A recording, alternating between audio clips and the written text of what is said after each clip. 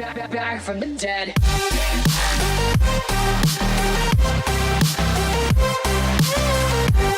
Hey everyone, Michael here. So you'll actually be seeing this video second on car week.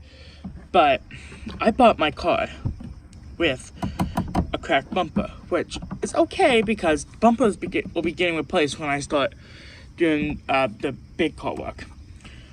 But I don't want to drive around with it looking like this, so we're going to do something called a drifter stitch. What that is, you drill a couple holes in the bumper. In this case, I'm using a random size drill bit. But you want it to be just barely larger than zip ties. Yes, I'm doing green zip ties. Right now the car is white with this color, I don't know, gray, halfway around the entire car. And you can see the paint's peeling on the bumper. Alright, so those bumpers will be getting replaced, but not right now. So I'm gonna get the first couple zip ties in and I'll show you how it looks from there. Looking something like this. Yes, I got those holes there, I still have to do those. This was the first one I did to kind of get it into place, so I'll bring it to you when I'm most of the way done. Okay, so this is it done. These holes I did not do, but if I need to, I can get behind it and do those last two. But this is how I did it. Does it look the best?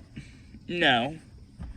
Will it be safe to drive? Yes. If I didn't do that, it would not be safe to drive. So just a couple holes drilled, which this bumper Swiss cheese anyway, so just simply one of those numbers.